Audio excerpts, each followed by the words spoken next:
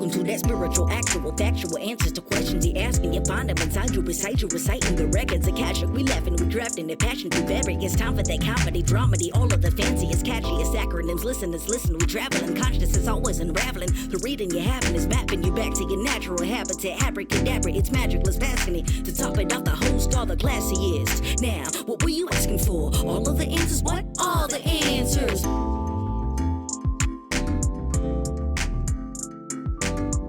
Yeah, I have hit record and I am here and I have sound tested and here the fuck we are. Here's the song I just sang for Eric in the kitchen while we ate dried mangoes. I don't want to tape the podcast today. I don't want to tape the podcast today. I don't wanna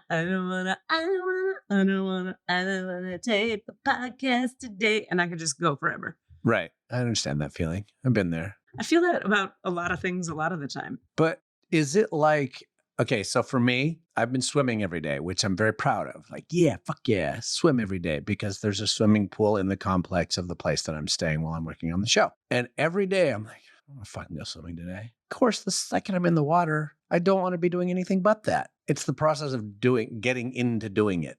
Yep. For me. You still don't want to talk to me. I understand.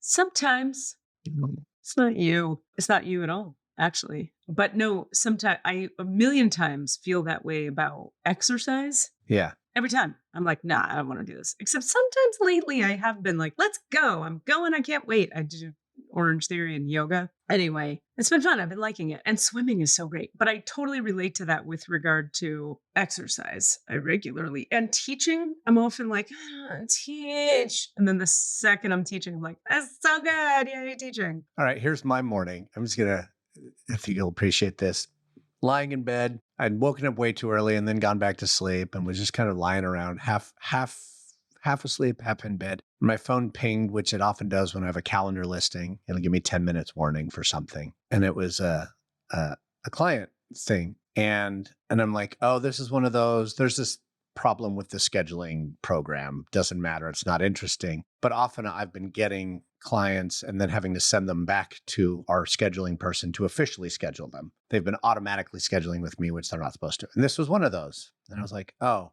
I thought I followed up on this one. I guess I didn't. Tick, tick, tick. It's getting closer to 9 o'clock. And I look and they've accepted the invitation. I'm like, I think I have a client in like 6 minutes. And I'm from a dead sleep to teaching in 7 minutes. I get online, put some pants on. Yeah. Sort of, make my hair look a little less crazy and then send that person a calendar invite with the actual meeting link on it because that's not on the one that I had. And just said, hey, are we doing a session today? And he gets on and he's like, yeah, cool. Thanks. And my voice is way down here because I haven't spoken a word yet that day. I'm completely from dead sleep to this Barry White. And then it was, of course, an awesome session. It was great. Yeah.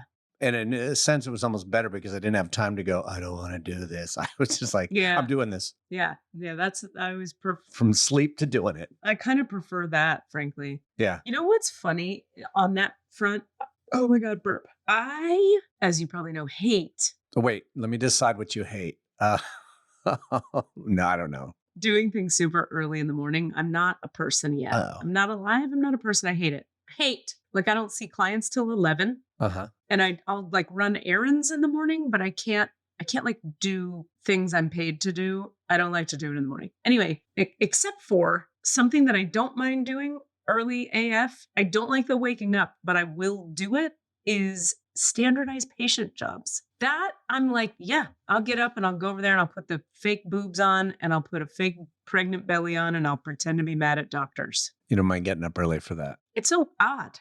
Like I won't do it for anything else. I won't do it. I just won't do it. I mean, I'll do a 9 a.m. if I have to for coaching or speechless or something, but I've told them like, please, I can't, I've told them I'm not available in the morning, but like if they need it, I'll do it, but rarely. Rather not. But not doing it. And then, but SP, sure. Like we talk about the concept of the idea of dread, because that's a big part of this thing of, I don't want to do it, singing to your loved one that you don't want to do a thing that you're going to do. And that dread, I don't know if it helps, if it makes it worse, if we indulge it, if we listen to it, what do we do with that? So Jimmy Kimmel, not him, the other guy, Jimmy Fallon. Okay. Why are there two late night Jimmys? Right. One who's under a little bit of problems. What happened? Jimmy Fallon's been called out for being an asshole, apparently. He's a drunk, apparently, and it's not just like one allegation. It's like finally they all got together and said, can we ask him not to be this way anymore? Who? His staff? His staff. No. Like he's been called out very publicly for creating a toxic work environment and drinking and being an asshole. Doesn't sound like it's like sexual allegations. It's just being an asshole. Wow. That's a bummer. Yeah. He seems so likable. Talk about different from your TV persona, but I mean, yeah. Sometimes, man, none of that surprises me. Like performers that are crazy, whatever. But so I buy in. I buy into the persona. Jimmy Fallon, he's the nicest guy ever. Nicest guy in showbiz. It's a fucking TV persona. Yeah. But I mean, wow, that's like, I need a minute. I'm shook. But what did he say now that I've destroyed his credibility? Oh, yeah. He said, if it's on the calendar, I don't want to do it. Yeah. No matter what. It's like, if I like wanted to do it, scheduled it, said yes. Now it's on there. Now, because it's on there, I don't want to do it. Yeah. I feel that. I feel that deep in my knees. Yeah. Even shit that's like I'm really looking forward to this. You and me and Rami and maybe Eric are gonna, or maybe all, who knows, but some combo of those humans are gonna like get on a kayak and go down a slough. Yep. I A, don't know what a slough is. B, can't wait to find out. When you look it up, it's spelled slough, like cough. I saw that. Thank you. Okay. Don't want to look it up because I want to be surprised, but also I'll probably look it up. I can already tell that is the kind of thing where I'm like, oh, that's going to be great. And then the day of, I'll be like, a slough. We got a paddle. I don't want to get wet. I don't want to get in the thing and then get out. And where are we staying? And yeah, I think having a nervous system is highly overrated. I don't think anybody should do it. Totally. If you're listening and you're in the pre-incarnation stage of existence, I don't recommend incarnating in this form. Thank you. Have a good day. It's complicated, as we've learned. People who seem nice are assholes, apparently. Dread will get you. Calendars are sucky. Nervous systems are hard. There's a lot. Yeah. So all of that. But let's see, dread. Let's talk about dread. So dread. I think I've shared this theory. While you're thinking, I'm going to say this thought. Yeah. Dread and regret are the same feeling, only time shifted. Oh, I like that. I like that. They're both useless because dread is for something that's going to happen. So like that feeling of like, oh God, I got to call that person. And then you get in the way of calling that person and you just think about calling that person. You're like, I don't want to do it. I dread calling that person. You got to call the person. Mm-hmm. And then you call them and you're like, oh, I just called them. I could have just called them instead of wasting all that emotional energy on dreading it. Okay. And then the thing with regret is like you do something and then you think about how you did it. Guess what? It's done. Yeah. Indulging in that feeling of like, oh God, I did that thing and I did it wrong, or I'm gonna. Usually for me, dread is like, I'm gonna do it wrong. And then regret is I did it wrong. Oh, interesting. And they both kind of have the same useless, just off-gassing energy. That's interesting. When you unpack, like my framing of it would be like using a fourth step to unpack what's the fear, the self-centered fear that's under the dread. So you just said under your dread, oftentimes, maybe not always, is I'm going to do it wrong. Mm-hmm. When I have dread, it's like, it's going to feel bad. Yeah.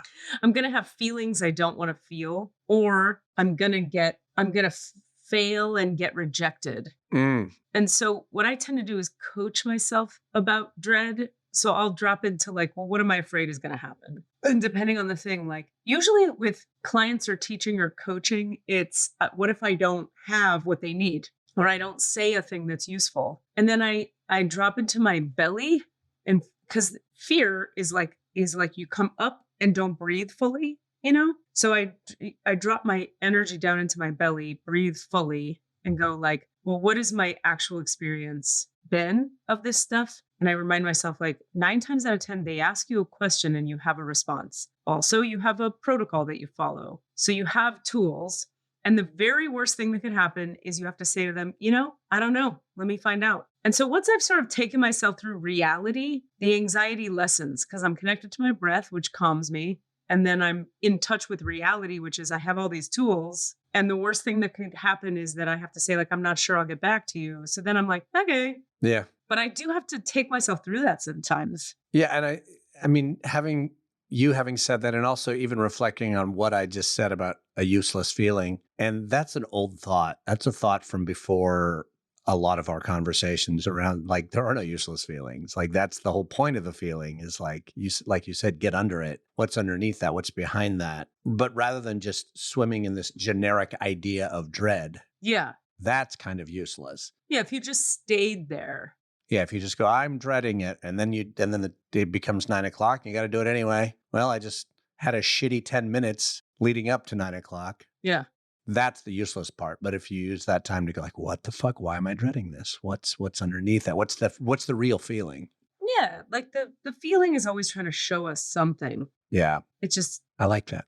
You never know what, like, that's why this makes me think of emotional wave people, emotional authority, anybody with definition in the solar plexus, human design speak now. We teach people with definition in the solar plexus to pay attention to the feelings at the height of the wave and the base of the wave, that you just don't say yes or no when you're at the height or the base, but you want to be present to what the feelings are at the height and the base, because there's information in the feelings. And I had a lot of resistance to that for a long time. I was like, I just want to know the fucking answer. Just get me to the clarity and the answer so I could tell the person what they need to hear and be maximally efficient, because capitalism and patriarchy define my value, AKA moving fast and having an answer, which is very masculine, patriarchy, toxic masculine, capitalist, fast, whatever. Yeah. So then, that was very anxiety provoking for me. So I started to lean into all the feelings at the top and the bottom of the wave and all the way through. It is so useful. There is information. And I understand now what they mean by information. It's sort of like coming to an informed decision as a person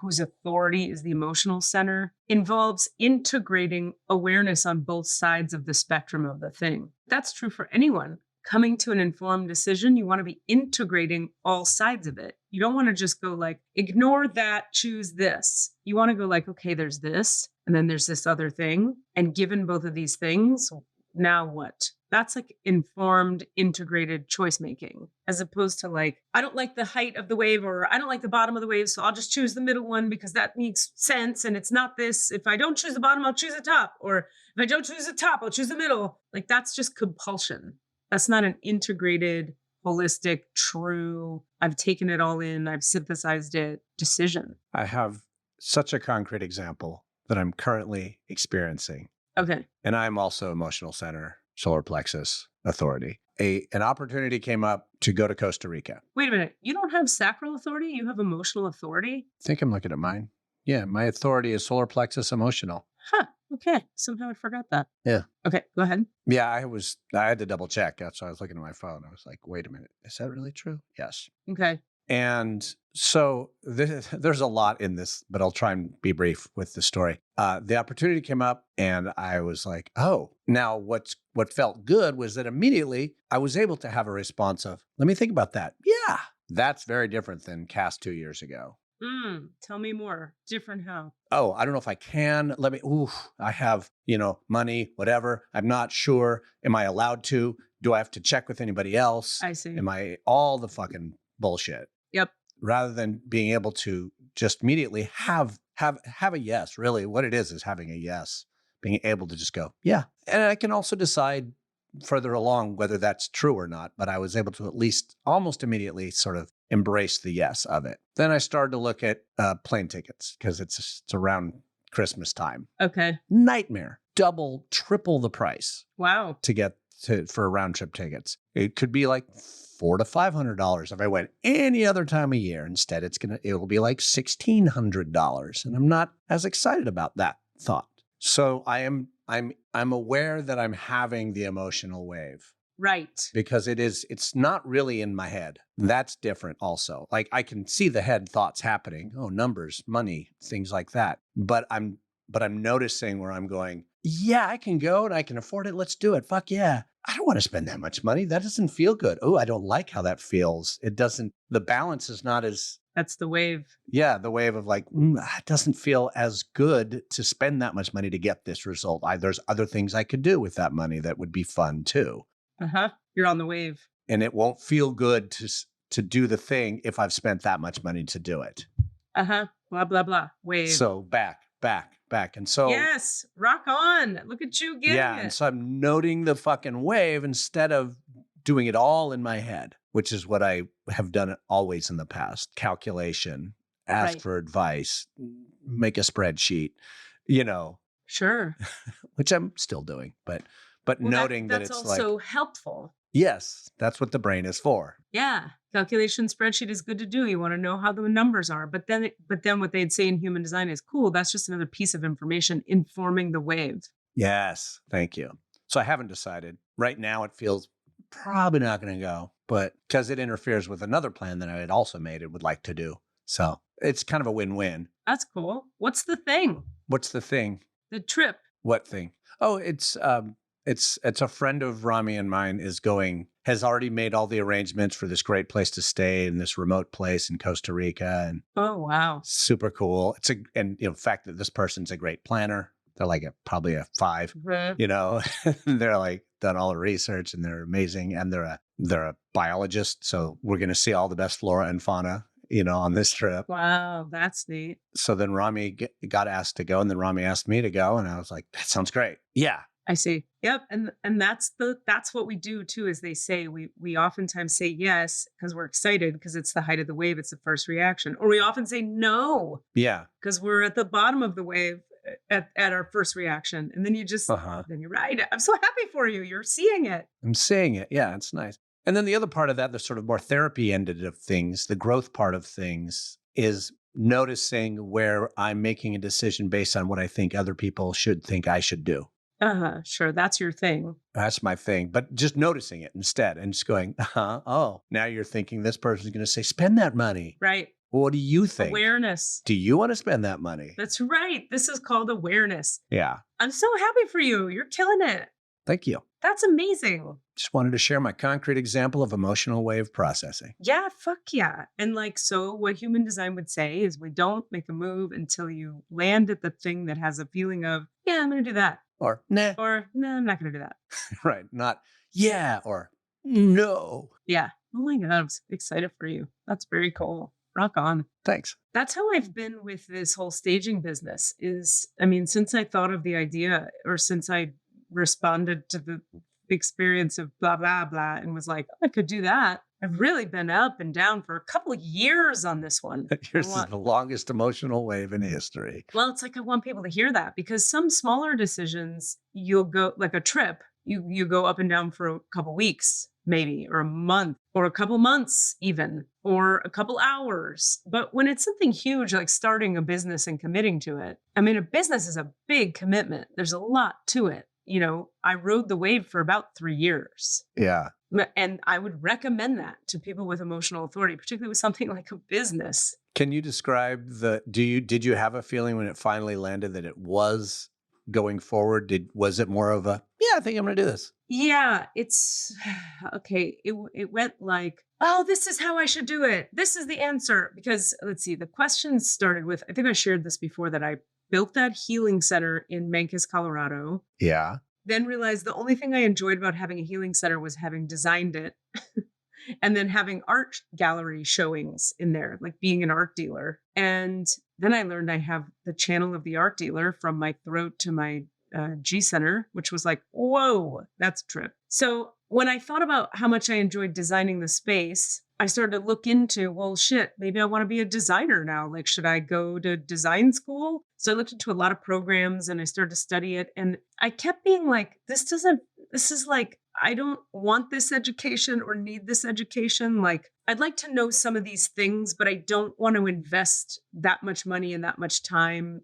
in this particular way. And then when I would think about what you deal with clients as an interior designer, interior decorator, whatever words you prefer, my personality is not built for, we wanted the blue couch from Milan rather than the purple couch from West Elm. Like, I can't with you and your fucking, no. Like, I'm not good to like catering to people's things like that. I'm too autonomous and Enneagram 8 and whatever. Then I learned so I started to look like further, like what are design things that are a little more temporary, or like what's another context in which you could do, or where you can just put your stamp on it as opposed to having to do their stamp. That's the thing. And so then I found out about staging, and it was like, oh, that makes a ton of sense, because then you're dealing with a realtor, and the realtor's MO is sell this house quickly, make it look as beautiful as possible so we can sell it sooner. And that's what the seller wants. And I'm all about sell it sooner. I'm all about, let's do a thing we like doing and make money doing it. I'm not about like the elaborate back and forth and the debate about which couch goes with which rug. I want to decide which couch goes with which rug according to my sensibilities, and then you pay me. Now, that's also not black and white, because the realtor has a say, and they might be like, hey, so can we, they have a say in. This one should be more mid-century modern than whoomp-de-whoomp. Yeah. They're going to have an opinion, the realtor. And they also, from what I've learned being in the business a bit, is sometimes they have a real style they like, and sometimes they don't care. They're like, just make it pretty. So it just depends who you're working with, which gives me the flexibility to choose who I work with. Yeah. So it's just kind of perfect for my personality. So part of it was having to research, like, what is the form I want this to take? Like, where do I put these abilities in a way that's going to work with who I am? Now, let's just learn a thing while we're talking about this. We'll just pause for 1 second. Notice, everybody listening, I'm not saying what's wrong with me that I don't want to work with snippy ladies. Shouldn't I just want to learn how to be more flexible and more nurturing for the ladies who are rich, shouldn't that be what I do according to spirituality ideas? You know what I mean? Like, in spiritual circles, people are always telling each other to become more flexible. I don't agree. That's not the lesson for everyone. In fact, when you understand my chart, me healing looks like me being more persnickety, more in control, more the boss. That is my design. It's what I'm here to be and do. And what I find is, as I lean in to what I am, which is a lady who has strong opinions, strong points of view, I'm for some people and I'm not for other people, things work. It was all those years of trying to be flexible for everyone that made me fucking insane. Yeah. It's like I was in constant judgment of myself and in constant gaslighting of myself. And that's what I see so many people do with quote, quote, spiritual principles. Like, there's a one size fits all set of spiritual principles that are true and good and real. No, that's why I'm such a human design lover. Because if we look at your chart, you've got more flexibility in your design. So you could work more flexibly with whoever, with whatever, on whatever. Good for you. Like, you should do that then. Not me though. Yeah. So but now that doesn't mean you get to justify, I want to be very clear. This is not me justifying being a rigid, tight ass, control freak asshole. Like, I still have to like be kind and work well with others, but within a certain limitation, knowing myself has preferences and desires, and it's not satisfied if it doesn't get to lean into those. Everything's working so much better since I did that. It's living into your design or your mission or your way in an integrated way, not in a... Right. Because, we can talk about the words we're using. You are being firm and clear and working with having, knowing what you want, which is different than being rigid, uptight. Those are all judgy words that push us to the edges of those places, the places that hurt other people, frankly. That's the difference. It's like, that is the difference. Don't do it in a way...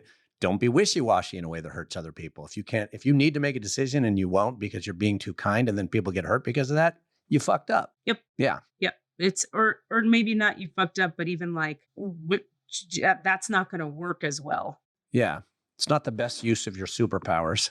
Yeah, exactly. Yeah. So anyway, so to end the question you asked, which was a great question about what did the emotional wave look like? What did the wave look like for you? Yeah. So that first year of thinking about it was just figuring out what shape it could take. Oh, staging. Okay. Then it was. But that was all on the yes wave. Well, that was on the first part of the first question about the whole thing. Okay. the first question was, what form does this take?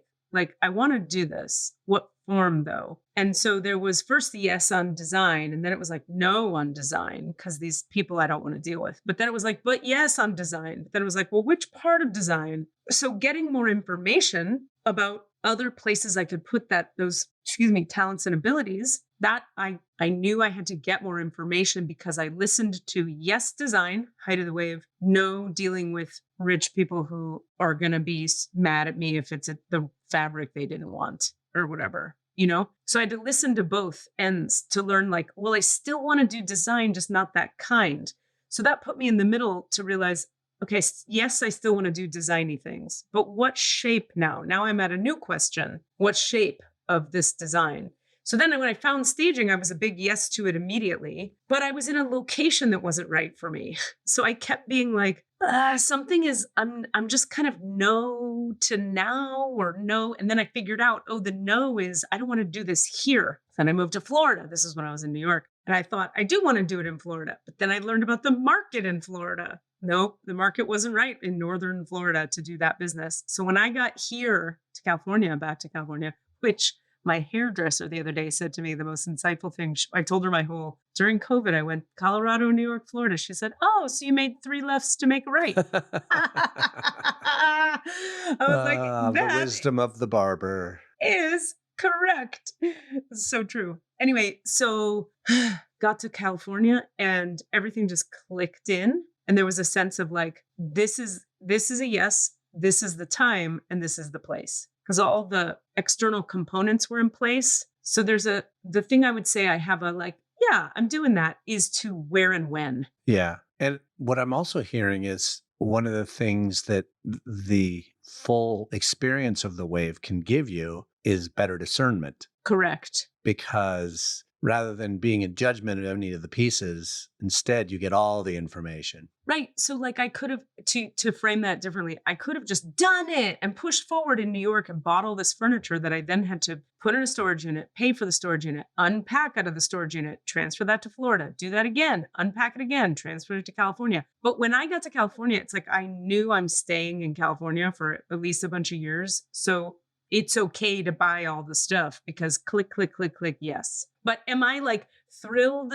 Oh my God, I can't wait. It's going to be amazing. No, but am I excited and do I feel happy about it? Yes. Because that's another important piece about having definition in the G center. My teacher always reminds me, she's like, Katie, when you have defined G, you have to love what you're doing. You can't just be like, I'm neutral about it. You got to love it. And I'm always like, God damn it. It's really true for me. Because anything I try to do that I don't love I get cranky and sad fast, AKA the not self of the generator, frustration.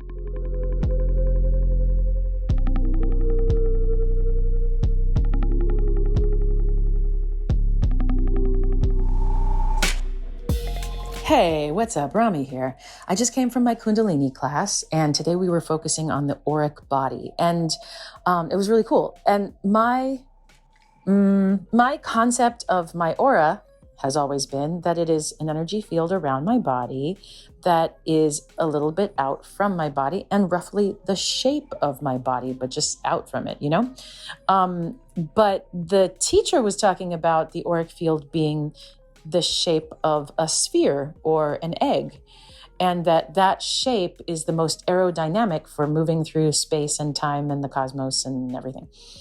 And as we were doing the various kriyas, some of them we would have our arms outstretched and our fingers outstretched and stuff. And I would imagine that my fingertips were maybe like almost reaching the edges of the bubble that is my auric field. And then I started thinking about Da Vinci's, what's it called? Vitruvian Man. And I was like, now was Da Vinci, was that just geometry? Was he just trying to find the right ratios for drawing a body, or was he doing some Eastern philosophy? So I looked it up actually just now, and Vitruvius was an Italian Renaissance architect, and he was a contemporary of Da Vinci, and he's the one who came up with this idea, like basically, if you take the body of a man and you inscribe a circle around him with the center point being the navel, then his like tips will touch the edges of the circumference of the circle, and then he also said something similar about a square, because his idea was that our wingspan is the same length as our height, and so therefore you could draw a perfect square with a man with his arms. I'm specifically continuing to say a man because that's what they were doing, with his arms outstretched. Now, this Vitruvius dude, he didn't actually try it. He just like wrote that, and everyone went crazy. Renaissance Italy was all about this because it was a moment in time where they were changing the focus from God to humanity. So it's like, what, the man, blah blah, center, whoop, and then a few contemporaries, including Da Vinci, did try sketching it. And, of course, Da Vinci's sketch was the best, right? And this has become like the most iconic drawing ever. But this buddy of Da Vinci's did it first and discovered that the navel is the center for the circle one, but for the square one, it's the genitals that has to be the center for you to be able to inscribe a perfect square around it.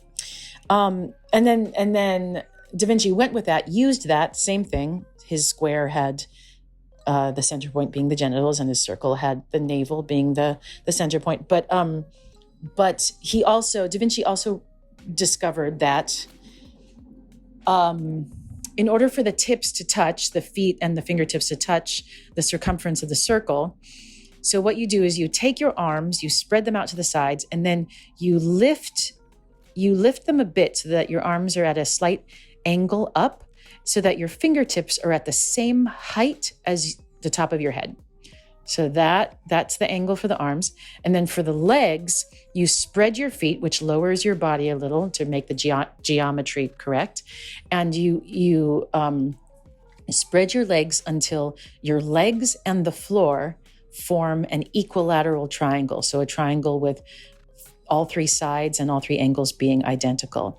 And if you do that, and then with the arms at that slight angle up so that the fingertips are at the height of the top of your head. So if you make that shape and then you make the point of your compass go to your navel, and then you can draw a circle with your edges touching the edge, the circumference. Now, the reality is that it's not true. For one thing, our wingspan is not actually the same length as our height. If it was, then we'd be a bit more closer to our gorilla family, And the other major reality here is we're all actually different, But anyway, it's still pretty cool, and it's still like, got me like appreciating the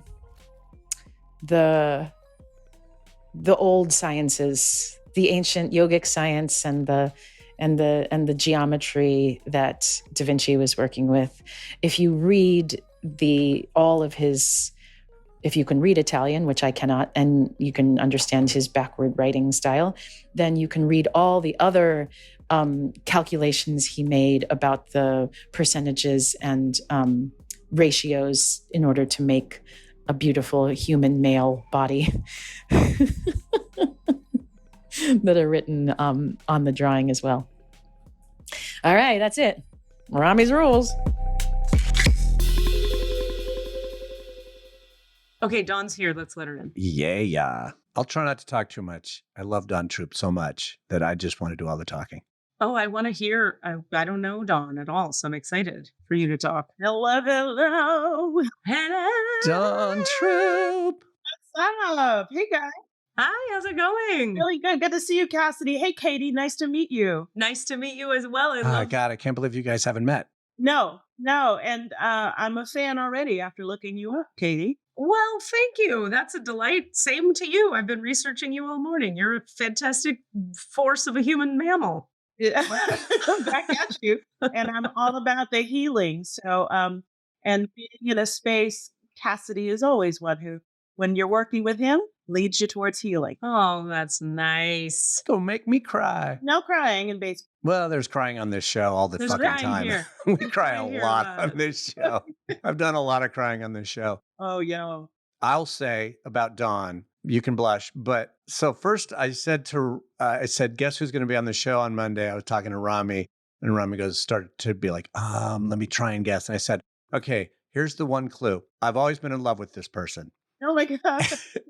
And Rami right away goes, Dawn Troupe. Oh my God. And then I'm currently rooming with Michael Ray Wisely for the show that I'm doing. Oh my God. Yes, please. And I said that to him, and he was like, almost interrupted me with like, yeah. So I think you have there's something about the Dawn Troupe Massey spirit that flows through that literally, it's not just, oh, we love Dawn. Wow. But a lot of people I think are in love with you. Oh my God. In whatever that way, in a spiritual way.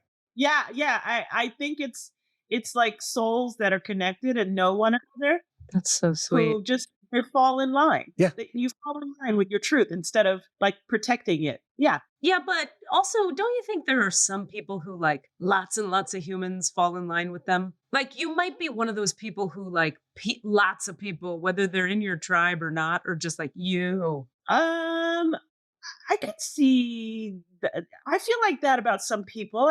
Right. Yeah. It would be a hard thing to own about yourself if I say it to you. But in general, there are humans. Like if we look at like the charmers of the world, like if you look at, I don't know, everybody loves Brad Pitt or whatever. Maybe he's a bad example, but Tracy Ellis Ross. Okay, we'll go with Tracy Ellis Ross. Good choice. Exactly. Right? Yeah. You're right. I don't even know her, but I get a vibe. I think I'd like to hang out with her. Me too. Same. Yeah. I'm like, I would do coffee, tea, or whiskey. We're all together. All together. I don't drink coffee. So there you go. I am really appreciating that you, Elbe, and Rami all have the glasses that you're wearing right now. Oh my God, get out. Really? Yeah. They both have that color, that shape, the whole jam. Shut up. I won't. I'm in good company.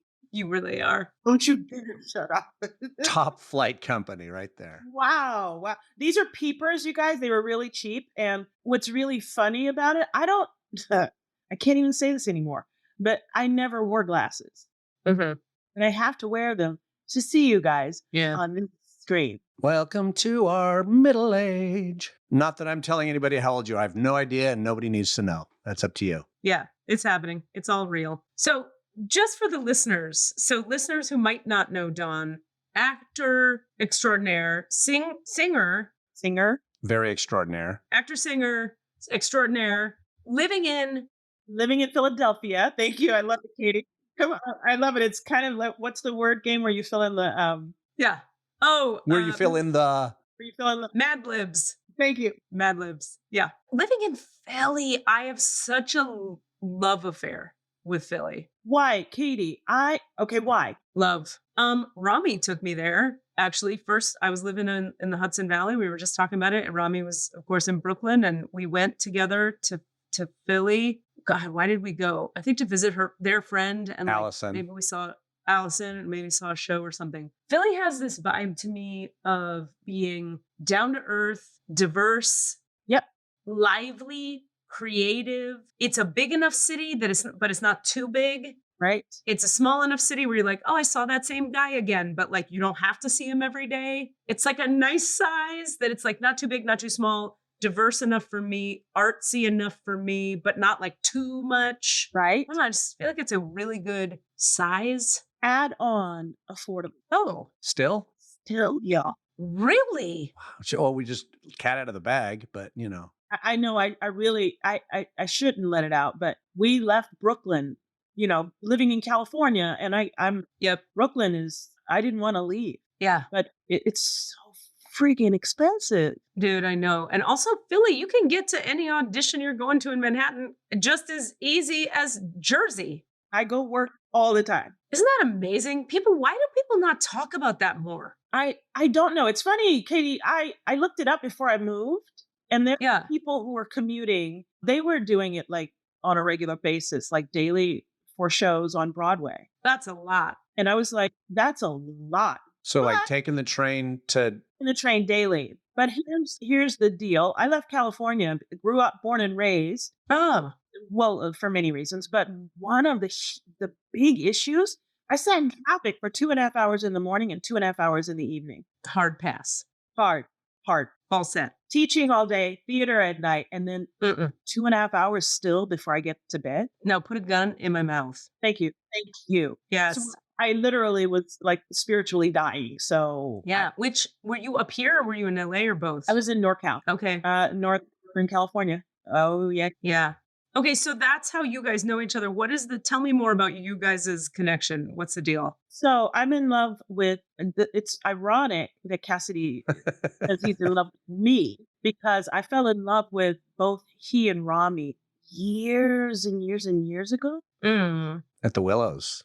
Yeah, at the Willows. We premiered the West Coast premiere of Aida. It was the first time being done on the West Coast. Wow. Yeah. And where? At the Willows Theater in the now defunct Willows Theater in Concord, California, where at that time I was casting director and stuff. And that's right. Katie. Yes. I dreamed of being in that show. Oh. I was driving back and forth from Northern Cal to Southern Cal for auditions, and I would play the CD in my car. So I knew the show. Like that. You were ready. I was ready. And Cassidy called me in, and I had like visions of him being my Radamés. Oh, I didn't have the vocal chops, but I would love to have done it. Oh my God. Talk about chops. Have you worked with Cassidy on stage? Like this clown? Yeah. We've done a lot of comedy together on stage. So Katie and I. That being the harder form of acting, I've been in dramas with Cassidy, and still, I just love him. And Rami, oh my God, they are one of the most magnificent lights. Right? Right. Yeah. I was giving them that pep talk today. Like, we were talking about, this will be a kind of fun transition. We were talking about the challenges of their Enneagram type. They're a 9. And, for all of us, I would say people get down on themselves for their Enneagram limitations. Like, our type speaks to our limitations. But then I always think we have to, when owning the limitations and working with our struggles and our limitations as humans, whether you frame it in human design parlance or spiritually or Enneagram, whatever framework we're using, astrology, we have to always remember, like, if the personality has a trait, a 9-ness, there is a gift to it. And we got to lean into the gift sometimes. So I was like praising Rami for their 9-ness and reminding them, like, people like me, the 8s of the world, would be dead without the 9s. Like if I didn't have nurturing, spacious, misty, love all the people 9s in my life, when I was like a much more difficult 8, I would have been very alone and I wouldn't have learned anything about how to be inclusive or connected so anyway, just like we're just looking at that today, and it made me think about just everybody's type. Like I was saying to them, like, think about all the 7s in your life. If you had a 7, I don't know if this is language that is familiar to you as much. Ish. It is. Ish. The 7s are like the adventuresome. They're distracted. They always want to have fun. They're the center of attention. They're super lively, and they can use all that distractedness to not feel and not do their work. But also they're the most fun, and they bring us all alive, and they make us have a beautiful time. So we don't obliterate the 7-ness of a 7 in order to heal. As a 7, you want to integrate and sort of like have your ways of focusing and calming down and, facing your pain. Right. But stay a 7. Yeah. I love that. Do you know your type? Do you know what your Enneagram type is? Katie, I used to. I don't anymore. I don't. I seriously don't know if I'm a 6 or a 9. Okay. So you're on the triangle though, probably. Yeah, I think I am. Because you're probably a bit of a 3 as well. Like, I have traits of like so many, but I agree. 3, 6, and 9 would be like really what speaks to me. But when I took it years ago, because my undergrad is in psych, I totally don't remember what I was. Wow, Philly. God, you're making me, sorry, tangent. You're so making me be like, fucking, maybe I want to live in Philly again. Like, Katie, Philly is so good. It's so good. You can't move. You can move, do whatever the fuck you want. But the 7. Katie moved once a year to the day almost for the last 4 years to a completely different part of the country. You'll have to tell me how you do that, because when we start talking about the Enneagram, my astrology, I appear as an Aries, but I was born under the Taurus sign. Okay. Home. Yeah. Home is so important. This is my boyfriend. He's the same. My partner wants to, we want to move overseas, but before that, he wants to go to Mexico for a few months just to avoid winter. You know what I mean? Oh, that's what I would do. I would do that 100%. I'd be like, let's zip around from country to country for a few months. And he'd be like, put a gun in my mouth first. Thank you. Give me slippers. I'm like, boo, pack your slippers. Bring them with. You can wear your slippers in the Airbnb. On the floor at the door and not in the suitcase. Nothing like that's so good. I love it. This is what I was talking about. We were talking about this as per usual before you came on. We always have a little chat before the guest comes on, and we often find that something we talk about comes up organically once the guest has arrived. And we're just talking about like the real reality of, and from my perspective, the beauty of the multiplicity of people, like how we are different. We are different, and we have to own the specificity of the differences matters a lot. And of course, this is something collectively we're getting better educated about with regard to race and gender assignment and all of that kind of stuff. But even just in terms of things like, do you have slippers or not? Are you home a lot or not? The specificity of the individual is real and needs to be honored and acknowledged and exalted and leaned into. We have these sort of whitewashing principles we think we're all supposed to live by, particularly when you get into spirituality, which I'm about to ask you about right now. Gonna ask you right now. Oh my God, it's happening now. These whitewashing principles like always be peaceful, always go with the flow, always be open. Hard pass. Thank you very much. Because no. So that leads me to the question I always start people with, which is like, if I say the word spirituality to you, what does it mean for you? Like, what does that look like in your life? Is there a thing like that in your life? How do you? Yeah, there is actually spirituality. Let me answer the question first, and then I'll go to the thoughts, because my mind was like, pew, pew, pew, pew, pew. Spirituality for me is the direct connection and ability to calm your own voice, to get out of your way and listen to the God, the universe, whatever your design. Yeah. Describe it as. And your offerings to that being, be it just a conversation, being it a curse out, whatever it might be for you, to get out of your way and share in an elevated way, share your presence, your voice, your truth, and your love has to be woven in there. What sounds so healthy to me about what you're saying, which of course is another word we could talk for hours about, what does that word mean? But just to say from my lens, something I end up as a professional healer working with people all day, every day, healing, is that I have to teach people over and over, not have to, but like that people bump up against a lot, is the idea that God digs your rage. Like you just said, I'm making an offering even in the form of my curse out. And I'm like, yes, thank you. Yes. Because so many people have to learn God is not up in some cloud situation being like, why isn't Dawn being perfect or unangry? God is just like the vibe of love, the conscious web of interconnected oneness. So that your rage rant is an offering. Right. Yeah. It's, and I grew up very different than that. I had to learn it. I'm a preacher's kid. PK. For real. All of the prior beliefs, all of the generations, all of those stories, I am really working through. I think the rest of my life, I will, right? Yeah. But I'm through with being disconnected with my voice. 1,000,000,000%. And not listening to it, because that's how I was raised. Don't trust yourself. You trust something else other than yourself. Right. In this life. Right. I think it's deadly. It's damaging, very damaging. Yeah. There's a book I like. Oh, go ahead, Cass. I was going to say, what's interesting about what you just said is, though, the other part of that, and I don't think it's in contradiction, but I just wanted to point out the possible contradiction, which is spirituality being getting out of your own way to have that conversation with this other thing. But that's about integrating with yourself with that other thing, or taking your part, like tapping into your part of that, being part of that other thing, as opposed to a separate other entity that tells you what to do. That's exact. Yes. Yeah. What I would say is you think of it, one way to think of it is we think of it like a conversation. So like, just because I'm raging, let's use raging because that's such a great example, at God for a minute or a day or a month, fuck you for making this piece hard. And what the fuck is this about? And fuck off already. Can't I fucking have my fucking whatever it is? Right.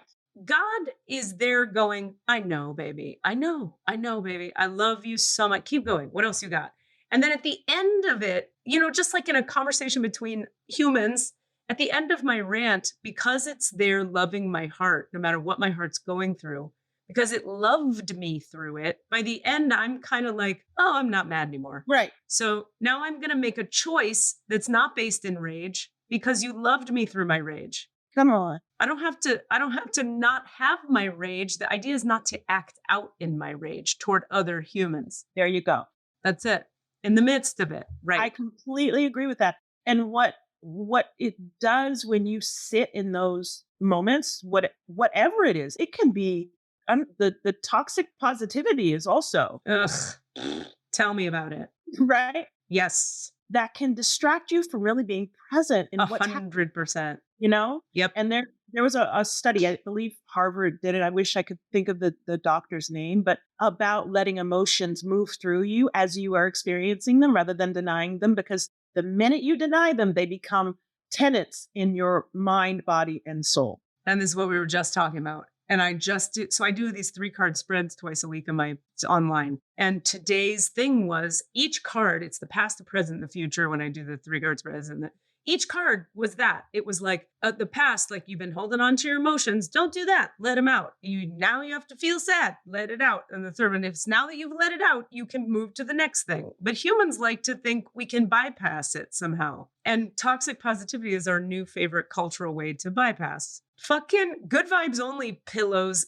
Let's set them on fire. Let's do it. Instead of book burnings, let's do good vibes only burnings. Because fuck that nonsense. Fuck that. That's actually a great prayer. By the way, I wish I'd written it down. You guys are this the prayer you used with all the expletives being the main one, please.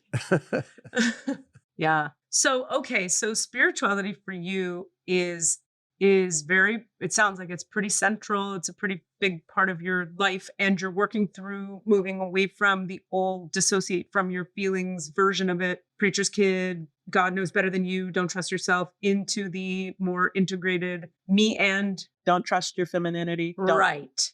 All of those things. Yeah. Yes. Moving away. And so what does it look like in a day for you, how you're relating to the divine, or how I'm relating? You know what? To be honest, it's scary because I'm still figuring it out. I thought I had it figured out, and then abruptly my life changed. And then I figured it out again, and you know how life is. And so yes, daily it can be, I'm waking up. When I woke up under that mask, I knew what I was thinking I should be thinking because it was written. The Mask of the Preacher's Daughter. The Mask of the Preacher's Daughter, and the mask of following a book that was not necessarily written with me in mind. Yep. Yep. And I studied it, oh my God, you guys, studied it, went to after school sessions with it, slept with it. We just, sang songs from it. So those narratives they still need a place to be released from me. So it can be scary when I'm listening to my voice. I have to make sure tapping in to my desire. And so I will have these check-ins. Yep. To see if it's me. 1,000,000%. Same here. Yeah. Yep. See if it's me first. Because I gave it first to this other thing for I get it. So long. So the check-ins look like for you, like meditation, feelings, journaling, prayer. What does it look like in a practical way for you? Is all of that? It's all of that. And when I'm at my best, I'm doing all of them together. Yeah, I hear that. There's this one fellow I follow, and he wakes you up and he asks you to hold your heart. And he said, good morning, something, but he speaks to us in a beautiful way. How's your, and when I first saw him, I was like, oh, that's really sweet. And then when I started speaking it out loud and listening, my heart lives in my head as there's this connection connection between heart and mind. I start with something as simple as that because I even used to wake up and replace checking in on me with replacing checking in on my partner before I even answered my own question. Now it's me first and leaning into whatever that is so I can go through it. Yeah, rock on. Yeah. How does that relate for you to your life as an artist? Because I'm imagining as an actor and a singer for you, it's got to be, I mean, I don't want to put words in your mouth. Like, how do those things relate if they do? It's really hard. It's really hard because I have a superpower. My vulnerability is my superpower. And literally and figuratively, it is both the curse and my strength. And when you walk into certain rooms, you both know this feeling. When you walk into certain rooms, when a project is not about crafting collaboration and using storytelling to really break open a world for an audience, but it's rather about feeding the most powerful person in the room or feeding an ego in the room or even a system. That's hard. Makes it really hard for me to walk into those experiences. Because you're endangering yourself by being vulnerable. Absolutely. Absolutely. So it can be hard as an artist. Yeah. When I'm writing, I feel great because I'm being a vessel. When I'm writing, it's great. When I'm directing, I feel good because I have dreams. I dream. I'm a vessel in my dream. Yep. And come back to work with it. But being an actor in particular. Yep. I am right there with you. That's why I've been not doing it anymore or as much. I've just been like, I don't, there's so many things. It makes me want to look at your human design chart only because I always want to look at everybody's human design chart, but you want to see it? I think so. Oh, goody. Okay. But I'll say why first and then we'll do it. Different types, you know what I mean? Like we were talking about, again, another thing we were talking about before you popped on today was a distinction in my design from Cassidy's design, for example. I have what's called definition in the G center, and Cassidy has openness in the G center. So the G center is the center of identity and passion. So what you love and hate, and what you identify as and don't identify as. So when you have definition in that center, it means you have a fixed, consistent, reliable way of identifying yourself, and what you love and hate is pretty fixed. Whereas somebody with open G is like, I have no sense of self. I have no sense of passion or not passion. And so I can be this or I can be that. And it's less offensive to someone with open G if a director says, well, I'll be this. You're like, okay. Oh my God. Can I tell you? Let's do it. Cassidy, I've watched him do that. Yeah. And actually like calm the storm because of that. Right. Mindset. Because I don't react to it as much. Well, it's just, I've heard you say, Cass, too, this may not be true for you at all, but one time I did hear you say, I live the yes and lifestyle. Like you took improv yes and you live it because it works for you. Now, to me, that's a very open G center way to live. Okay. That would not work for my ass. No. Now, I can yes and certain things. In improv, like in this context, you can yes and. Yeah, all day, but not in life. I'm going to open your chart, Dawn. Can I tell you guys that, can I tell you this? Yes. You can tell us. I love seeing like repeated numbers. Yeah. Repeated numbers. Oh, yeah. I get like 444, 555, or 1. Oh, I can tell you what those are in my world. What they each are. We've been doing a ton of 111 at this house. Michael Ray apparently has a crazy amount of 1111s and 111s in his life. And since I've been living with him, it happens all the time. We clock, boop, 1111. I do too. Yeah, the water. Yeah, okay. We're going to talk about that. And I want to hear your interpretation. But real quick, let me put your info in here. Okay. Yeah, definition in the G. All right, I got a lot of things to tell you. I'm bummed to say this to all of us right now. We may have to have you back on, Dawn, because I do have a tight out at 2:30 today. Okay. But I'm going to tell you a lot kind of quickly. Just bear with me 2 seconds while I get this open for you. Okay, I'm going to talk about this in a second. So this is called your incarnation cross. You see everything on the right here, all these words. They describe the body graph over here on the left. The incarnation cross, these 1, 2, 3, 4, 5, 6, 7 things right here, type, strategy, not self-theme, authority, etc. These are sort of like the basic gist makeup of the Dawn machine, we would say, and how it's built to operate, how it best makes decisions, what's correct for it, what's not correct, what puts it in alignment with source, what doesn't. So the incarnation cross speaks to what is the day-to-day life of a Don Massey vehicle. Massey? Troupe Massey? Troupe Massey. Troupe. Okay. What is the day-to-day of Don Troupe look like when Don is functioning correctly as themselves? That's what the incarnation cross speaks to. So your incarnation cross, there are hundreds of them, many, many, many, many, many. Yours is this. But the energy of this cross is to see and be open to the possibilities. You are here to guide us by showing us the many possible directions and ways to create a beautiful world. You point out the many possible roads we may choose to take or give suggestion for alternate routes. However, you may have difficulty explaining why to take that suggested route. Sounds about right. Now, that to me sounds much more like a director-writer than an actor. Yeah. Because if an actor goes like, it could be this, it could be that, then they never choose and they never go and be the character. Yeah, as a teacher, that is not the case in terms of that last sentence. I'm also an educator. Yeah. I have suggestions, but I will also say literally to students, but come up with your own. What does it mean for you? Yeah, rock on. Yeah, that makes sense. All right. So, the shortened version of what feels most necessary to talk about now. Split definition. Split definition. Mm-hmm. Do you know what that is? Okay, let me come back to that. Okay. So you've got 1, 2, 3, 4, 5. This triangle, triangle, square, square, square, triangle, triangle, square, square, triangle.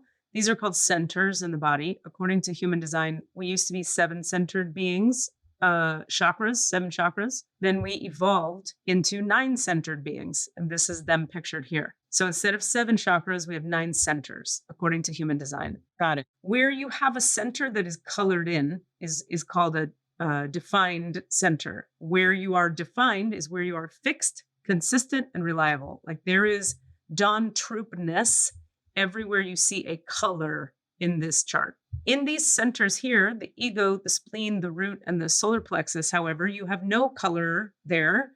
So it's open, flexible, easily conditioned by the outside world, and inconsistent, unreliable. So these are the areas where you're open, but therefore these are not the places to make decisions from for your life for what's going to work best for you. The place to make decision from is, in human design parlance, would be from your authority center. Your strategy and authority in human design, we would say, is the most important thing to learn about. So because you are a generator, you're one type of generator called a manifesting generator. There's 2. There's generators and manifesting generators. Both of them fall under the umbrella of generator. Weird that it's labeled that way, but that's what it is.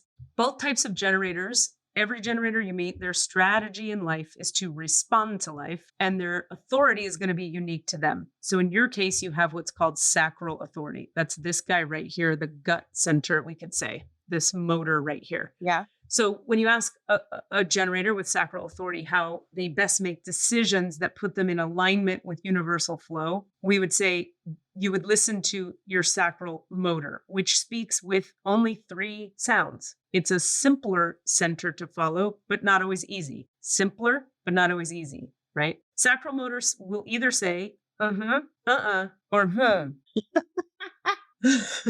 And so you will have a gut knowing about things. If I say to you, do you want to move to Jamaica tomorrow? Your body will go, Right. If I say, do you want to wear your slippers tonight? Your body will go, And if I say, do you want pizza later today? You might go, I don't know yet. Yeah. That's it, we would say. Yeah, that really makes sense. Okay, so it's kind of a gut awareness center. And the heart thing you're talking about, oftentimes, well, you have definition in the G center. So the G center is, some people call it, it's placed where we say that our heart is placed. It's, we could say a lot about that. But the point being, remember, the G center is about identity, passion. So who am I and what do I love?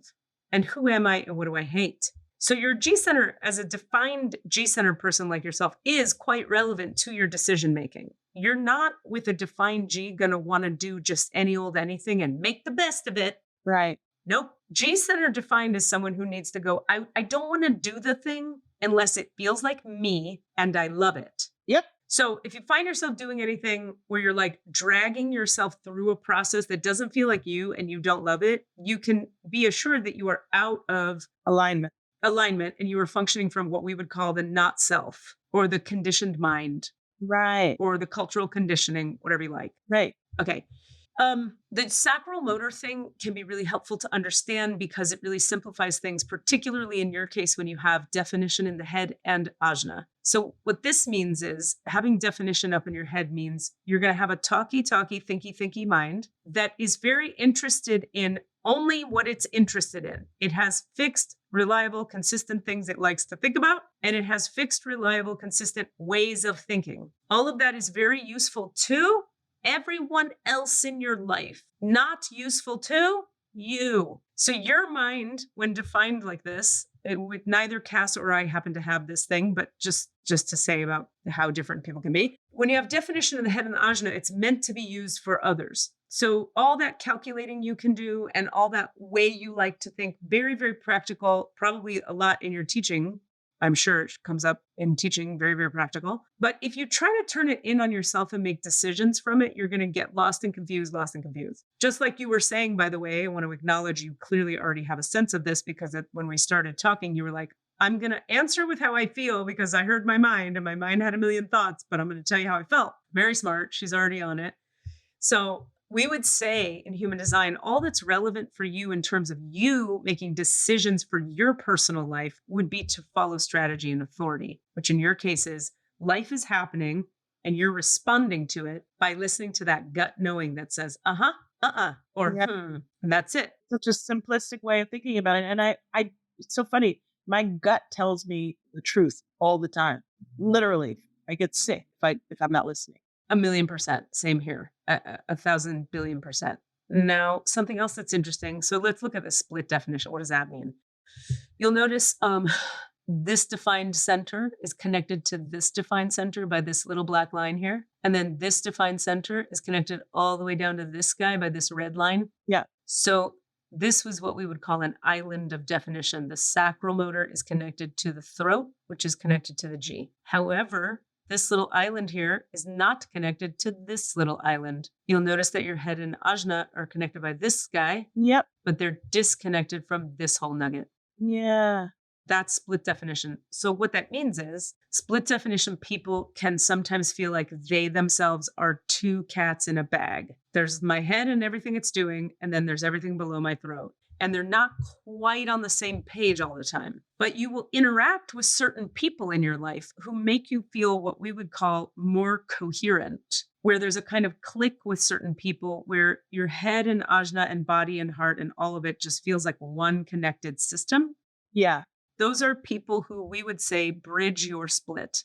So they show up and in their design, they have this channel defined maybe, or this gate, or this channel, which bridges the split between your head and your body. Okay. The flavor that bridging will take on will depend on which gate or channel that person has. Meaning, let's say Cassidy happens to bridge your split with his aura, because all of this, by the way, is happening on the realm of the aura. So all you have to do is go to a Target or a Starbucks or a Macy's and stand near a person. And if they bridge your split aurically, you will feel that coherence. You don't even have to talk to them. Yes, yeah. That's how this all works. It's all aura and energy. Okay. Let's say Cassidy bridges your split with channel 1156 right here, this guy. Because the channel 1156 is about something, the particular way he bridges your split is going to feel like X. Maybe when you two are together, you're very chatty and it's very fun and playful.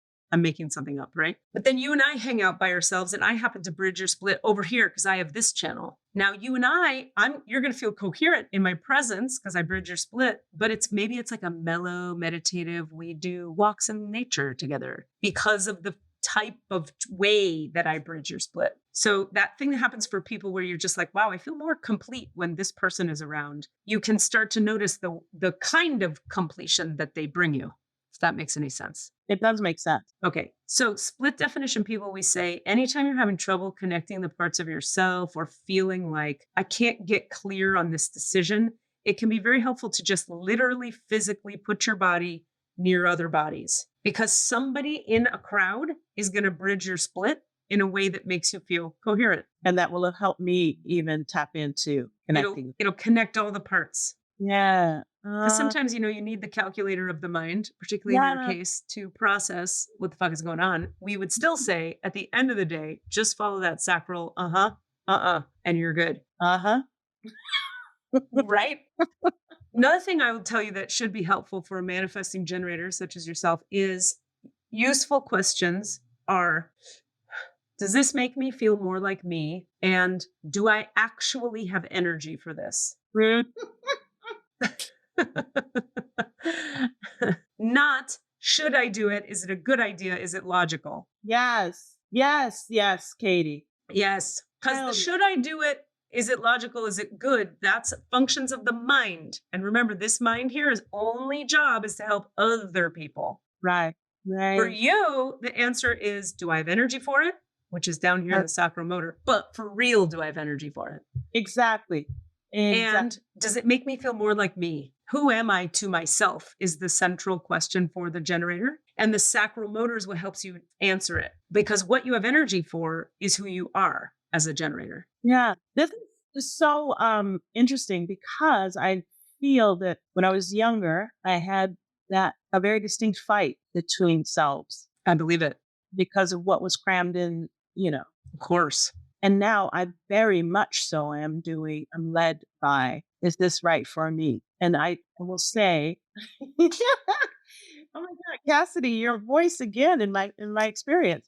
I will say, no, I need to marinate. We were in a rehearsal for a show and Cassidy said, Dawn, do you have something you'd like to say? And I said, I'd like to marinate on this. And then I'll have That's really sweet. I love that. There's only one other thing, maybe two, that I'd love to tell you before, just to give you the baseline of your design here, which is just to talk a tiny bit about frustration. So you see here, it says this is the not self theme. So for every generator, the not self theme for your life is frustration, which means if you find yourself in a situation or in a relationship where you're frustrated, you have necessarily made a decision in the recent past that brought you out of connection with your sacral authority. So in other words, if you follow sacral knowing and do only what you have energy for and follow that, you shouldn't really wind up in too many situations that frustrate you. Yeah. In a big way, including, what am I going to say in this conversation? Like when you said, I need to marinate on that, brilliant, because probably if you had said anything else, it might have created some frustration for you. But you were listening to that gut knowing, like, now is not the time to say words.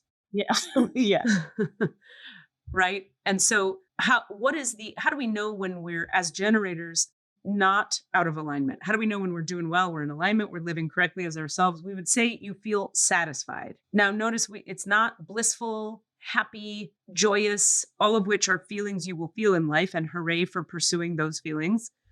But when you're satisfied with the work you're doing and the relationships you're in and the people you're around, you're satisfied with, it's very satisfying. That would be how we know we're not in the not self. We're in the true self, you could say. Does that make any sense? It does. It does. Okay. It's just a little tip. It's not to become like a black and white thing, but it's a tip for like when we get in those heady places where we're like, is this choice good, right? How do I do that? For you, it's like, do I have energy for it? Is it a sacral gut? Yes. Does it make me feel more like myself? And is it going to bring me to frustration or satisfaction? Right. No, it's a great gauge. Exactly. Right. Exactly. Okay. Last thing would be to talk about your profile, but I think that's a little bit of it's a bit of a thing. It takes a minute to get into the profile. And since we have 9 minutes left, I can do that, or we can all wrap up and chat about anything else you're wanting to chat about. Like, do we want to let people know about a thing you're doing? Are you in a show? Do you want website? What can we do for you? I'm currently working on a short that I filmed and wrote. We're in post-production and I'm excited. We had a meeting today about finishing touches on editing so that it can be pushed into the festival circuit, and then next steps. So fingers crossed, the juju, all of it, please send our way. And it is dealing with the, religiosity and mental illness. Oh, wow. And the marriage of those things that are not said. That's fascinating. I want to tell you a quick story. This is really about energy healing and sort of consciousness stuff. Let me close this. And this is a little antithetical to probably the ideas but I'll explain. It's more of a mystical story than a religious story, right? Mysticism, of course, for the listener, being the direct relationship each individual gets to have with whatever you call the divine for you. And religion being a set of rules and dogma and teachings from a book that people teach you from outside yourself. Okay, there was a man who was having a psychotic break at a bank. Came in, I think he was an unhoused man in this particular story, happened to be going through psychosis. And he came in with a gun and was going to rob this bank. And this is a therapist I know who was also a deep spiritualist who had gone through the 12-step programs and become like very into Jesus, the mystic. Okay. The light of the Christ. Right. Not Christianity, the religion. Not the dogma. Right. So this guy who I heard this story in a AA meeting, frankly, many, many years ago, he's telling a story and he's like, so I was like at this time, like all about Jesus, and I'm meditating with Jesus and I'm thinking of Jesus as an ascended master, which is how I would frame my relationship with the Christ. I like a lot of ascended masters. Jesus is one of them. I don't know why some people make him the only one, but whatever. Anyway, there's more than one. So this man was really into the Christ light at the time. And he says, so this unhoused gentleman walks into the bank where I'm working and I'm training in all these mystical teachings. And I can tell he's in a psychotic episode and he has a gun and it's loaded and he fires a shot into the ceiling and everybody's terrified. And he said, I don't know how to explain the fact that I did the following thing, but what I did was this. Everybody was trying different tactics. People were hiding. People were calling the police. People were yelling at him. Somebody tried to tackle him. They did not succeed. That's when he shot the gun at the ceiling. He was like, come for me and I'll shoot this gun. Bad, volatile situation. So the gun gets kicked out of the man's hand. It gets knocked out of his hand and he gets subdued, but he's still having a fit. Now he's really throwing a fit. He's spinning, he's spitting, he's kicking. The guy telling the story says, something came over me that I can't explain. I was like taken by the spirit. And I went over to this man and I hugged him and I started to whisper in his ear, Jesus, Jesus, Jesus. Just the name Jesus over and over and over again. And he said, we watched this man fully calm down, relax. He dropped his full fight and flight energy. And he said there was a moment where, like a dog that comes out of a bathtub that shakes off the water. Yeah. The man sort of like shook himself off and was like, gosh, sorry guys, I just went a little crazy there, didn't I? Oh my God. Wow. Fully came out of his fever dream state, his psychosis, because I believe what happened when that guy was telling the story is that he was connected in his heart to the ascended master, the Christ light, right? And he was transmitting the Christ light into this guy's heart. The guy in his fever freak out thing had apparently said something about he was here robbing this bank because Jesus told him to or something. So the guy telling the story was like, okay, this guy's really into Jesus. I'm into Jesus in a different way. Let me see if I can actually transmit the Christ light into this guy's heart and see if we could change this moment. And it did. That's pretty cool. Wow, that's beautiful. That's pretty cool. And that's the difference between like some kind of dogma versus like an energy transmission of something that actually affects a person's heart. That's right. And it's not very far from, you said it may sound different than what I was sharing, but yes, it's very reminiscent of what inspired me to write this piece. How my sister was treated in certain, churches. Wow, that's fantastic. Yeah. It's really interesting. Dawn, you're a delight, and I'm so sorry to kick all of us off. We're going to have Dawn on again. We already decided. Yeah, okay, good. Okay, yeah. Good. We love you so much. I'm just so happy you were here, and I hate that I have to rush off today, but we're going to take more time and stretch out next time. That's perfect. I'll share more about what's coming up for me as well then too. Okay, good. Maybe we can get you back soon then in that case. Okay, love you guys. Do your work. Thank you, Cass. Love you. Love you. Do your work. Thank you for having me. Bye. Mwah. Thanks for being with us. Bye. What are you asking for? All of the answers? Say what? All of the answers? Yeah, all the answers. Hey guys, thanks for listening. We'd love to hear from you. Please email us with your questions so that we have questions to answer in the Akashic Records. Our email address is allanswerspod@gmail.com. That's allanswerspod@gmail.com. And if you'd like to find us on Facebook or Twitter, it's @allanswerspod, @allanswerspod. Thank you. We can cut this. We can beep this. Mixed and edited by Desmond McNeese for We Mixed It, LLC. Go to whatsoundsawesome.com.